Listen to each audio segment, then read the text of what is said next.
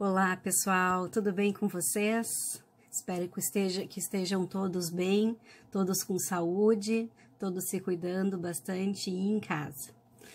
Então, hoje eu vim conversar um pouquinho com vocês, retomando um pouquinho alguns outros dias que a gente conversou sobre a ansiedade que está sendo gerada nesse momento de confinamento, de Covid-19, né? Tudo isso que a gente está vivenciando no dia a dia. E hoje eu vim trazer 10 coisas que na realidade podem piorar um pouquinho essa nossa ansiedade. Então são 10 coisas que a gente pode trabalhar para que essa ansiedade não se instaure ou de forma tão agressiva, ou que a gente consiga combater um pouquinho essa ansiedade que a gente está vivenciando mesmo nesse período de pandemia, certo? Desculpe a minha voz, eu estou um pouquinho congestionada. Então, nós falamos em alguns encontros anteriores, então, a respeito da qualidade do sono, né? O quanto era importante a gente tentar manter os nossos horários, as nossas regras, as nossas rotinas, tanto alimentares, organizar a nossa vida como um todo, né? Essa questão do sono é uma das 10 coisas que podem piorar em si essa questão da ansiedade, certo? Quanto melhor os nossos hábitos noturnos, mais tranquila a gente vai acordar e vai despertar no outro dia. Nós sabemos, antes de pandemia e agora com a pandemia também, que se a gente dorme um pouquinho além do horário, a gente tende a acordar com aquela sensação de que a gente está atrasado, de que a gente tem muitas coisas para fazer e nós não vamos vencer todas essas coisas que a gente tem para fazer, certo? Então é muito importante a gente se regrar de dormir mais ou menos no mesmo horário que nós estávamos acostumados e acordar, ter essa frequência também de acordar no horário para não começar o dia já gerando um pouco de ansiedade também, certo? É uma questão de uma saúde, tanto emocional, né, quanto fisiológica também, mas que atrapalha sim e pode ser um dos causadores dessa ansiedade que a gente está vivenciando.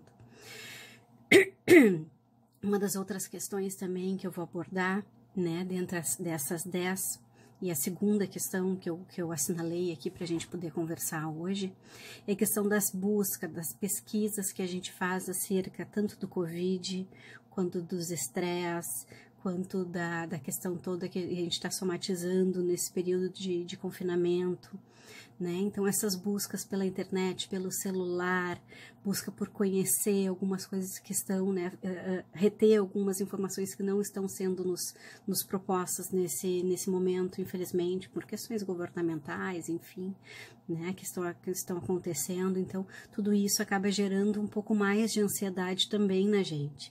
Então é importante a gente estipular em algum momento do dia para a gente reter essas informações, estipular para que a gente não passe um grande período do dia vendo, lendo, relendo, que isso tudo vai acumulando e vai fazendo com que a gente fique mais ansiosos e daqui a um pouquinho a gente não sabe por quê, né? Eu só passei na internet lendo, não estava, né, nervoso com nada, e na realidade quando a gente vai ver o conteúdo dessa leitura é o que está ocasionando um pouquinho também essa elevação na ansiedade, certo? Então precisamos vigilar isso, ficar atento a essas nossas ações também diárias e rotineiras, tá? Uma outra questão que é um gerador de ansiedade nesse momento é a falta de comunicação que a gente tinha com as pessoas que a gente tem um carinho, que a gente tem um contato, e tínhamos muito mais contato antigamente. Então, círculos sociais, amizades, familiares, é importante a gente manter esse contato, tá? Claro que hoje em dia não vai ser, né, físico esse contato, mas é importante a gente falar com essa pessoa ou com esse grupo de pessoas, marcar uma videoconferência para matar um pouco a saudade, fazer uma videochamada, né, se articular e se posicionar frente a essas outras tecnologias para a gente manter esses contatos com essa vida social que a gente tinha anterior. Tá? As pessoas acabam nutrindo a gente e a gente nutrindo. Essas relações são bastante importantes para diminuir um pouco a ansiedade, tá? Então é bem importante, nem que sejam só aos finais de semana ou que estipulem uma vez por semana um encontro familiar, enfim, para poder ter esse contato com a família, certo? Outro causador de aumento da ansiedade também, tá? É uma das questões de não buscar ajuda profissional, tá? Muitas vezes a gente fica com aquela sensação de que vai passar, daqui um pouquinho vai tudo voltar ao normal, e vai, se Deus quiser, vai tudo voltar ao normal rapidinho, né? Uma coisa que todos nós almejamos muito, né? Mas precisamos saber esse linear, né? Essa linha de diferenciação e de separação de quando algo é simplesmente uma tristeza, uma ansiedade ou algo um pouco mais patológico. Então, na dúvida, sempre que vocês estiverem com um certo receio, uma dúvida, alteração de comportamento bem importante, que os parentes, né, os seus familiares estão vivendo no mesmo ambiente, estão notando uma alteração, ou tu mesmo tá notando essa alteração comportamental, procure ajuda. Hoje em dia, em função do Covid, principalmente, a gente tem várias centrais de atendimento, né, que são centrais de atendimento até gratuitos que a gente tem, feitos por telefone ou por webcam, né? Então a gente tem como fazer e viabilizar, tá, esses atendimentos mesmo sem esse deslocamento, tá? Mas é importantíssimo a gente procurar ajuda, porque isso também é um norteador de que pode aumentar um pouco essa ansiedade. A pessoa vai se sentindo mal, vai se sentindo incomodada, não sabe por quê, né? E às vezes é falta de procurar um auxílio, né? De alguém que possa te dizer, não, é por aqui, é por ali, a gente precisa organizar isso ou aquilo, ou tu precisa de alguma medicação, talvez, né? Que possa dar esse norte para ti nesse momento, certo? Então, na dúvida, sempre procurem a ajuda de um especialista, certo? Outra questão que eu sinalizei aqui para a gente conversar, desses 10, então, das coisas que podem ser fatores que aumentam, né, a questão da ansiedade, tá, é a comparação com outras pessoas. Isso está acontecendo numa frequência muito grande, gente, principalmente por causa dos processos todos de Instagram, Facebook, redes sociais. Ninguém é igual a ninguém, certo? Ninguém é uma super mãe, ninguém é um super pai, e super atleta ao mesmo tempo, e super profissional ao mesmo tempo, e super organizado ao mesmo tempo. Ninguém é perfeito. As redes sociais, elas trazem essa falsa ilusão de que aquela pessoa que está se expondo, ela tem uma vida perfeita, ela é perfeita, e nada acontece de diferente na vida dessa pessoa. Ela consegue, por que eu não consigo? Então, há essa comparação. Tentem não se comparar, cada pessoa é uma pessoa, cada problema é um problema, e todos, eu garanto que todos neste momento estão tentando dar o seu melhor em todas as áreas, né? Então se perdoem, se aceitem e se entendam, tá? Porque isso é importante, a gente poder entender que a gente está tentando, né? Nós estamos tentando, como aquela imagem da outro vídeo que eu dividi aqui com vocês, né, de uma mãe tentando cozinhar ao mesmo tempo que ela cuidava do bebê, ao mesmo tempo que ela estava digitando no computador, ao mesmo tempo ela estava fazendo tudo.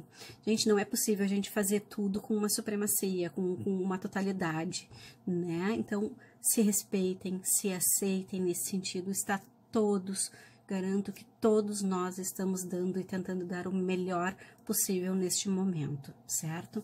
Eu tô olhando aqui por causa do horário, que o vídeo anterior que eu fiz ficou muito grande sobre esse tema, tá? Que eu acabei de gravar. Então, vou ter que dar uma apressadinha, porque senão eu não consigo mandar para as gurias poderem postar, certo? Então, essa questão de se comparar é bem importante, tá? Se respeitem, né? Não se comparem a outras pessoas, cada um dá o seu melhor. Uma das questões que tem muito a ver com o que eu acabei de falar sobre a questão da socialização, né, tentar contatos com outras pessoas é bastante importante. Quanto mais a gente se isola, e esse é um outro ponto que eu coloquei, tá?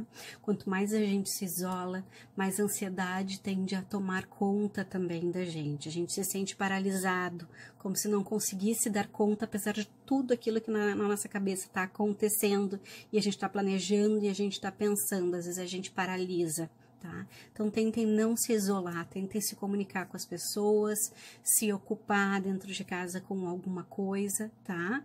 Mas tentem não se isolar socialmente também. Tentem se comunicar. Nós temos várias vias de comunicação hoje em dia para a gente tentar fazer esse exercício, e é necessário, e é preciso, por questões de saúde física e emocional, certo? ficar muito tempo online, tá? É mais uma dessas 10 coisas que eu apontei aqui. A gente se perde no tempo ficando online, isso nos suga muito tempo. Só que essas coisas que a gente vai lendo na internet, a gente vai absorvendo, absorvendo e absorvendo. Então, isso pode ser um causador muito grande de ansiedade também, tá? Identificar, tá, os seus gatilhos, por exemplo. O que são os gatilhos? São momentos e situações que te deixam mais estressadas, por exemplo, tá? Eu ouço um determinado jornal, um noticiário, um determinado horário, e depois daquele horário eu sinto que eu tenho palpitação, que eu fico ansiosa, que eu não consigo dormir, que etc, etc. Então, precisa substituir o teu meio de informação por outro. Tu já sabe que o teu gatilho é aquele, certo? Se eu, sei lá, depois do meio-dia, eu fico muito ansiosa, porque eu sei que eu tenho muitas coisas para fazer e eu não sei se eu vou dar conta de tudo isso para fazer.